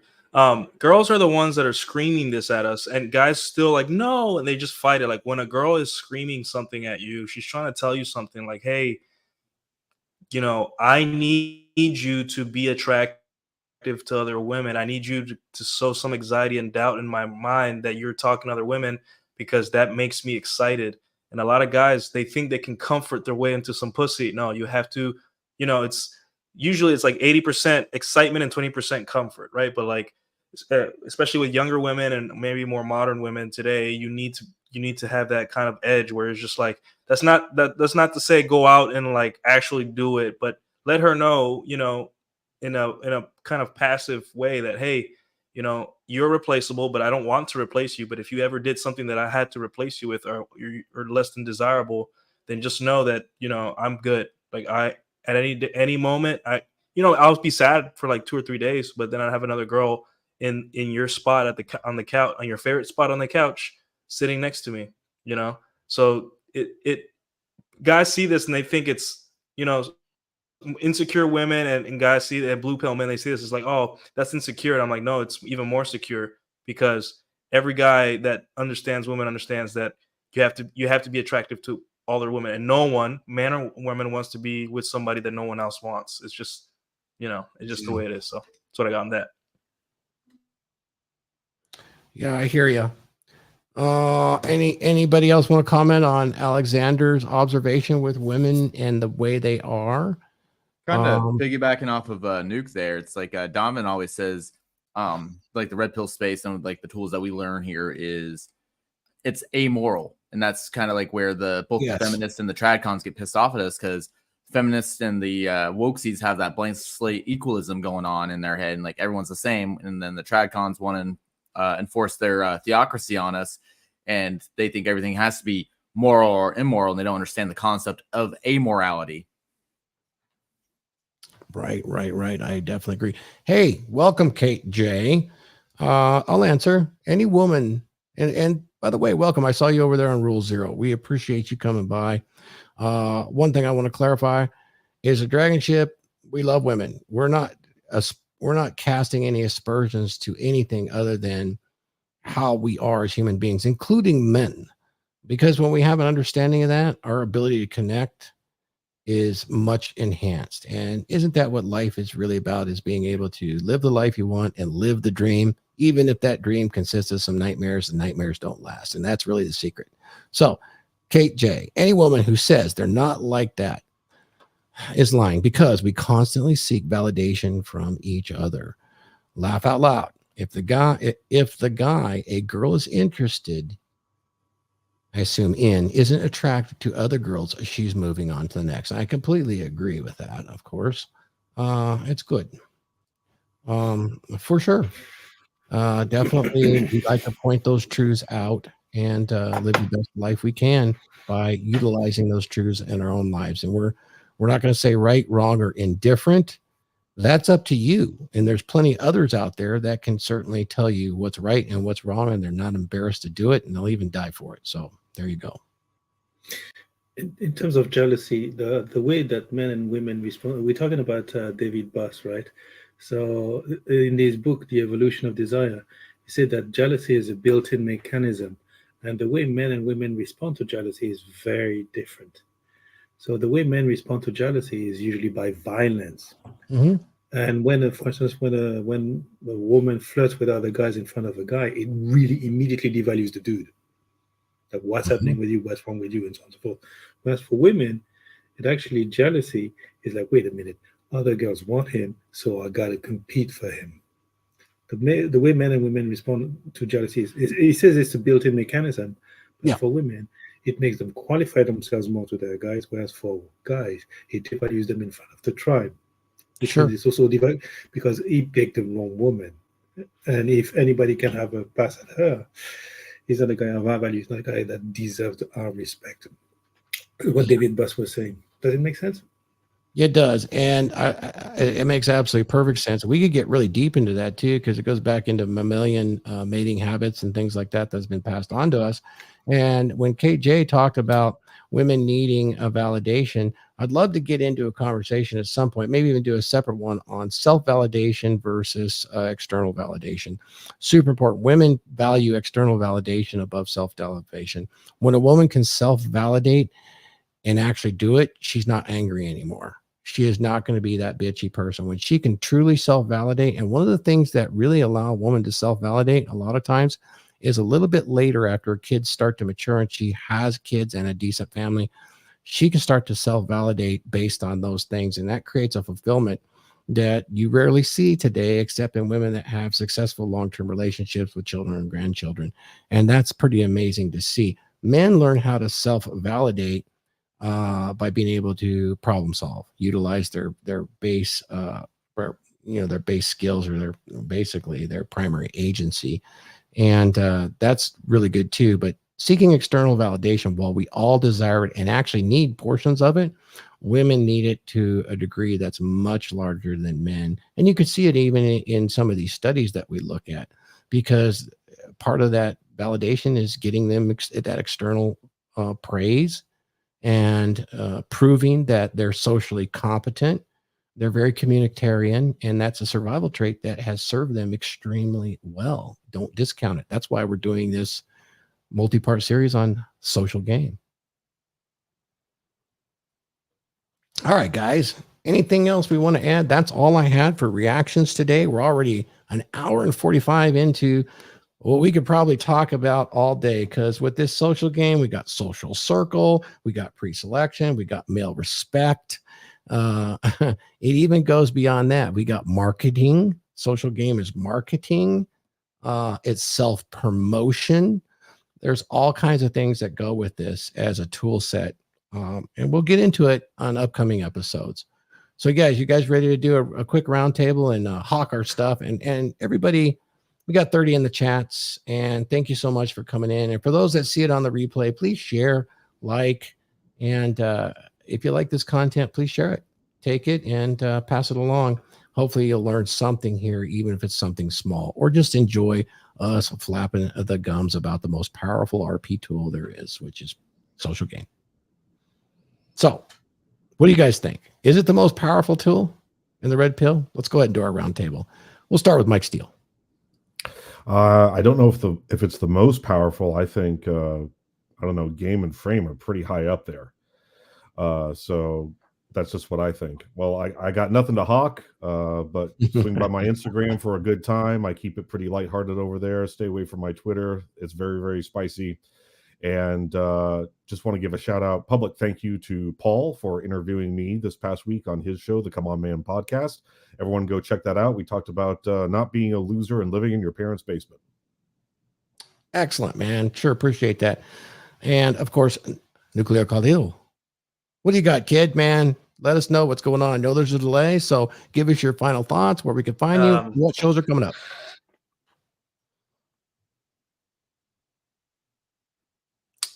So final thoughts is in the business of getting women and opportunities and meeting people in general. Superficial pre-selection is I myself did a whole video on this. It's something that will make your life much easier, much more fun, and you'll be surprised at the opportunities that pop out of nowhere, whether it be with women, networking, anything, right? So make sure that when you're out there, say hi to everyone. You be charming to everyone. Friends, family, people you don't know, people you know a little bit, women, just be charming, just spread the love around. People will see you as like, oh, I like talking to that guy. And when people like talking to you, then word spreads that you're it's the rule of socializing. You want, be likable, be attractive, don't be unattractive, be likable. People will gravitate to you. And just like you don't want to be around someone that's boring or just a drab and doesn't have anything cool to talk about, they don't want to be around someone like that either. So it just applies for all humans. And use it wisely, and you'll find that life gets easier and more interesting once you start using superficial pre-selection. And it is one of the most powerful things. And once you use it, man, it's just like there's no going back. You never want to like just one-on-one a person. You'll want to be in a group setting. You want people to speak for you. So what I got going on, there's no post zero tomorrow. Jack's not doing post zero, but I got I got shows Tuesdays and Thursdays at 7. I got Kyle coming in from I forgot his last name, but he's done shows with Rolo and Ryan. So I got him coming in on Tuesday. Kyle Munoz. Yeah. Kyle Malkovic, I think. Oh, okay. He's coming to do a show with me on Tuesday, so we'll talk. And then you guys, all my links are on my link tree. I put it in the chat. If you guys want to check out my other stuff, I'm on Twitch, I'm on Instagram, and so on and so forth. So yeah, thanks for having me. No worries. Sorry for misremembering your name, Kyle. Right on. AJ. So final thoughts. Yeah, I think social game does work. Kind of learned that from MLD, the whole sex is sales and sales is sex kind of thing. That definitely resonated with me. Kind of continues on to one thing I did learn in my naval career, that like all jobs you have is customer service. All relationships you have is customer service one way or another. So did some show notes for some upcoming shows I've planned. My next one will be doing a review of the Rag Company, which is the microfiber company I've switched over to. I just did my first short, and last Sunday I did my review of Paul's Law of Attraction course. It's a very good course. He had it for a very good price during the month of November. I think it's still, even at full price, is underpriced if you ask me. Because I've seen some freebie courses that I've gotten from like MLD for sign up for the Masculine Empowerment Network, like his Bi-Language Mastery. That's like a $500-600 standalone course, and I think Paul's course could have been easily $500-600-700 if you ask me. But other than that, I'll put my socials in the chat. Great. Nothing else. Thanks, man, and support all these guys' YouTube channels too. Appreciate that. All right, Laurent from Tokyo, getting up super early to grace us with your presence. Thank you very much. Thank you very much for having you on me. Mind Chrysalis too. Yes, Mind Chrysalis is something we started with Ryan Fowler. Ryan Fowler is the hypnotherapist who cures like the "I'm not good enough," "I don't belong," all the toxic shame. And if we think about any form of game, whether it's the money game, whether it's the weight loss game, whether it's sex and relationships, there are 3 parts to it. There's the outer game, the techniques, go out and charm and so on and so forth, have some banter, drop some eggs and so on and so forth. There's the inner game, what you think about your the confidence that you build over time. But beneath all this, the foundations of it is, but I'm not good enough. I need to prove to somebody that 20 years ago that I'm worthy of love. So this is what he fixes. So we developed this community together. And about social game, you were talking about Michael Sartain. He has the most expensive course about elite networking. That's the most expensive course in the Red Pill. I won't divulge the price, but when I learned the price, because somebody contacted me about it, what? I can buy a car with that. I can almost buy a house in Japan with that. So that's how powerful it is. And it's true that it puts the game on easy mode. When you learn how to network, when you learn how social game, and especially social game with guys, because when you get the respect of guys, it's a chick magnet. So, so join Mind Chrysalis, please, because it's free. We do training every other week, and there's ton and ton of very, very good content. Don't join it because it's free. It's because it's good shit. It's exceptional shit that you will never find anywhere else. Like, for instance, this week we're talking about resentment.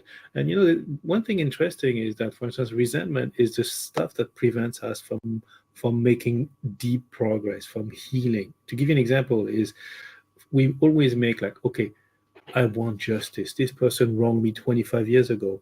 And until I get justice, I won't allow myself to feel good about it. So we punish ourselves. We drink the poison over and over and over. And I never saw resentment in this way. First, we need to cure the resentment versus one person, or the rage, and then everything else can move forward. So we have all these trainings. It's really good stuff. So please do join. and also the book of Paul. I read it. It was really good, really good. Like as AJ said, best thing on the law of attraction, best thing ever. Excellent. Right. I appreciate you guys. I don't think I missed anybody. Guys, I'm going to leave you with some things today. It'll be really short, but I do want to mention some stuff. I want to mention the fact that next week, the Dragons monthly membership is having a meeting next Tuesday. We have some presenters that are going to talk about AI. You heard of Chat GPT. How about this new AI for pictures and videos? How about those things? Do you think you could find it useful? Do you think it could help you write maybe your work performance review? Well, you really want to know this stuff? You're going to have to see it behind the paywall. Join my membership. It's the Dragons membership. And I'll tell you this. It's available for $47 a month, but you can save money right now, and you can order 3 months and you get it for $120. You save more than 16%. And here's the thing. You guys get to review and see all of my Mastery of Oneself video lecture series. These are 9-10 hours worth of video lectures that have actual presentations, backup PDFs, studies, access to resources on everything I've ever lectured on, which, by the way, none of this is available on YouTube. It never has. How did I make my mark here in this space? I privately did these lectures and was invited around the country to provide these lectures, and you can view them all and look at them if you want to join the Dragons membership. So I'm going to leave you with that, and I'll leave you with the very first promo for the very first lecture that you'll see when you join the Dragons membership. So let's go ahead and let's get started at that, and we'll see you next time. Gentlemen, Skol. Haven't already, join Thor's The Dragons membership. It's a men's monthly interactive meeting in cyberspace. This is a masculine place for men that is censorship free to help you increase your performance, converse as well as leverage ideas, and get coaching consultations on how to handle life's issues in a modern world. This is a unique place. This is a discreet place, and it's a place for men. So what are you waiting for? Join the Dragons membership today.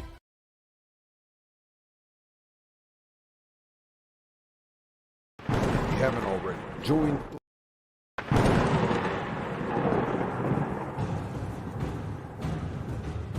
Make sure you get your own copy of Thor's Dominant Masculine Presence lecture. This is an hour-long lecture that teaches extremely valuable yet simple techniques that will help you to improve your dominant masculine presence. You will learn how easy it is to begin building the foundation for your masculine presence and make yourself into a dominant masculine man who knows what he wants and isn't afraid to go after it. So what are you waiting for?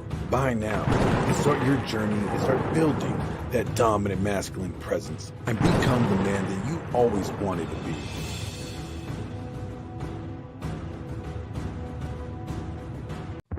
Masculinity is in crisis. What are we to do? We need to acquire a dominant masculine presence.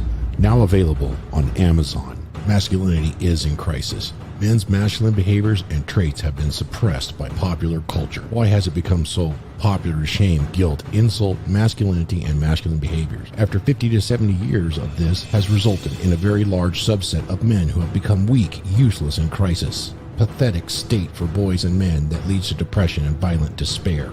A dominant masculine presence addresses this very dilemma for the individual man, and it firmly establishes why this is what is desperately needed by the individual man today. In this book, clearly defined masculine traits and behaviors and the emotional durability provided by traditional masculinity are presented as a guide to what every man should embed into his identity. Putting these principles and behaviors into practice will motivate and direct your path step to step to create for yourself an